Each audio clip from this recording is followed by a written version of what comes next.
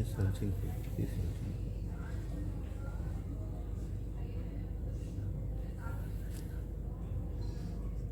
searching. My talk is in endoscopy section, but this is not a actual endoscopy.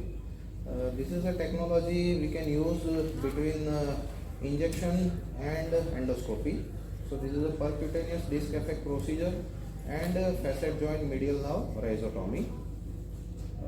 In historical perspective, we can see that minimal invasive spinal surgery embodies the goal of achieving the clinical outcome comparable to those of conventional open surgeries while minimizing the risk of injury and fast post-operative recovery. Since in late 20th century, technology development in form of radiofrequency, endoscopy, video and laser that greatly contribute to the expansion of application in minimal invasive spine surgery. So many technologies developed and forgotten till now, like IDET, disc decompressor, hydrodiscectomy. So this newer technology is disc effects, which is giving a good result in indicated patients. Now we see that modalities of treatment available for spine pain and disc related problems is chiropractic, injection, intervention pain management, endoscopy, microdiscectomy, fusion and open surgeries where the hardware is to be used.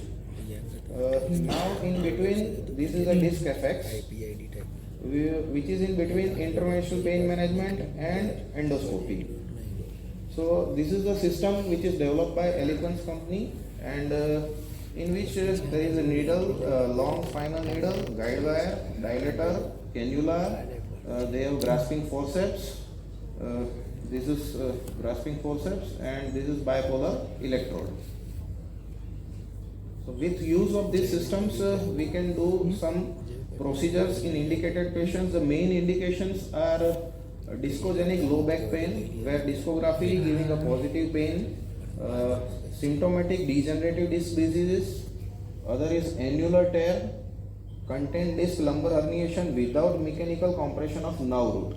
This is important. When we have mechanical compression of nerve root, we have to go for endoscopy, because in this technology we don't have any vision. This is under only a fluoroscopy guided technology and intradiscal procedure only. We are not coming out of disc, we are not doing anything in foramen. Contraindication as usual, red flag signs, infection, trauma, tumor, cauda equina syndrome, moderate to severe mechanical compression of nerve root and progressive neurological deficiency. Preparation as usual, explain the procedure with consent. Procedure under this procedure we have to do under local anesthesia only. No local anesthesia around the nerve root or in epidural space. Mild sedation with fentanyl and midazolam can be given. No general anesthesia. IV antibiotic should be given 30 minutes prior to procedure. Now what we do in this procedure is actually this is a combination of some procedures, very unique technology. In this we remove the degenerative disc with grasping forceps, so it is a discectomy. Nucleus is ablated with bipolar turbo mode radiofrequency cautery, so it is a thermal ablation, so we can call it IDET.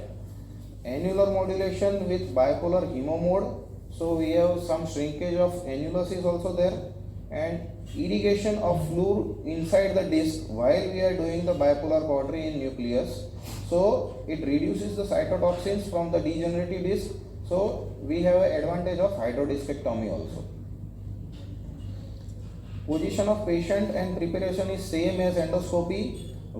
Skin entry marking is same as endoscopy, which is very well you know in previous lectures.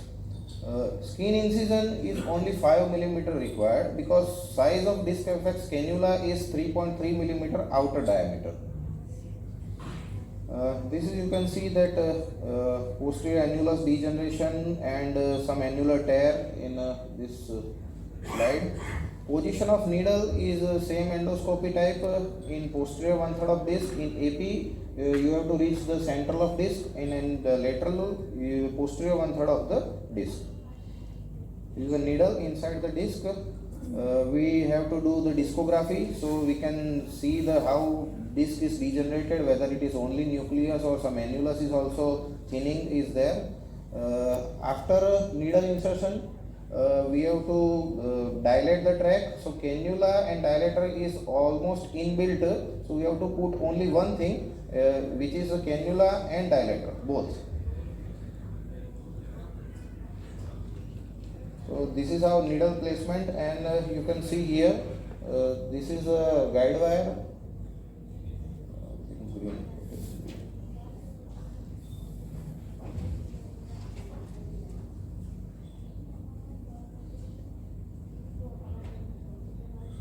Here you can see this is a guide wire and cannula and dilator 3 inside the positions.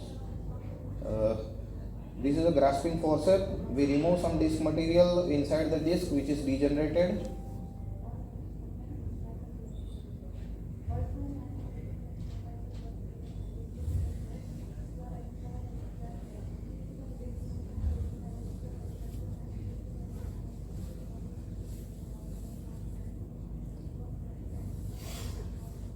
A very small video showing how to remove the disc material.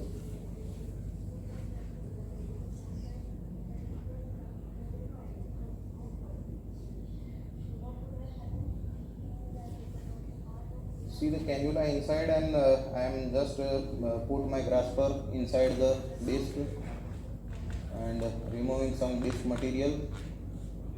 These are very small fragments of doing a nuclear ablation. It's a bipolar turbo mode, so there is a control soft tissue ablations, and in hemo mode we remove the cannula gradually, and near the annulus part we used hemo mode. It is a less energy and short burst of energy. It is non-ablative, so it's safe in near epidural space. This is how we do bipolar radio frequency. During radio frequency, continuous irrigation is there. अच्छा हम इसके आगे बैठ के See the तेरे syringe gradually I am pushing inside and doing bipolar.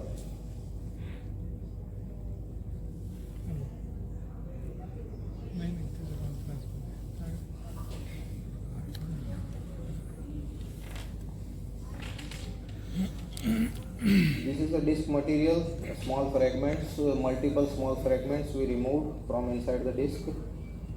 This you can see the size of incision is very small, only 5 millimeter. Complications is many times exacerbation of edema and failure to relieve the pain. Is it long term or short term? I can show you my one patient's slide MRI images. On left side you can see this degenerative disc with annular tear, and right side image is after 1 week. This patient came to me after 4 to 5 days with severe pain post procedures. So I go for MRI and I find that almost you can see the tissue, granulation tissue which is here inside the tear is removed here. So that may be some inflammation and patient having a pain. So I just reassure the patient, and next week he is comfortable. Two case discussion I can show you. This is 8 years old female having a complaint of low back pain since 1 year, intermittent pain, 3 to 4 episodes of exacerbation in a year, no radiating pain in both lower limb, pain only on exertion, bending forward, prolonged walking and standing, no pain at rest. MRI shows degenerative disc and annular tear at 2 level L4-5 and L5-S1. You can see this MRI. On left side is a before procedure MRI, on right side is a post procedure MRI. You can see that for left side annular tear is there in posterior annulus, and in right side both tear is healed. This is almost after 1 year. I go for MRI when patient come for follow-up. The same patient, left side before procedure, you can see the annular tear here, and the annulus is now very much healed on right side images. This is L4-5 level. In L5-S1 level, you can also see central disc is degenerated and mild annular tear. In right side, it's gone. In case 2, low back pain since 2 years, intermittent radiating pain in both lower limb, pain score is 8, MRI shows both level disc degeneration 4-5 and alpha-S1. This is a sagittal image, and this is a image is axial image. In this patient I have done both actually patient having both lower limb radiating pain, so one disc is causing left side, one disc is causing right side, so I have done procedure from both side. L4-5 is from right side and alpha-S1 from left side. Another section in my lecture is a facet joint medial nerve rhizotomy. We are regularly doing facet joint medial nerve RF ablations, which is from RF needle. In this technology, they give a very good this bi-tip instrument. These are some different probe which has two prongs like tip, and it is connected with RF generator which we use in endoscopy. So we put this same procedure we have to do as we are doing diagnostic medial branch block in which we are ended in just like the end on view. We have to put a long endoscopy needle angle between SAP and transverse process, and under fluoroscopy guidance needle is put, guide wire is put inside the needle, then cannula and dilator is put, and after removing the dilator we put this bi-tip prongs. This you can see that my cannula is landed over the exact position SAP and transverse process junction, and with bi-tip probe first we can do coagulation, and we have to move this type of movement, and that nerve will cut. So what is the difference between rhizotomy and RF ablation? In rhizotomy, the coagulation and cutting of nerve both, whereas in needle ablations we have only coagulation of nerve. Advantage is immediate pain relief. In needle we have to take at least 2 to 3 weeks we have to wait for pain relief. Rhizotomy, it's a long lasting pain relief. Here is a short lasting pain relief. Skin incision for the bad side is in bi-tip rhizotomy you require a skin incision 4 mm, and needle no skin incision is required. Also a drawback is you cannot stimulate this in rhizotomy. You have to do only on anatomical landmark.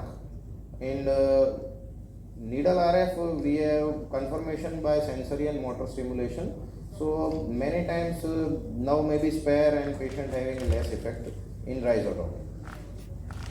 I am thankful to Mr. SS Shah, Great Medical Product Mumbai, and Eloquence USA for giving some slide and images in my presentations.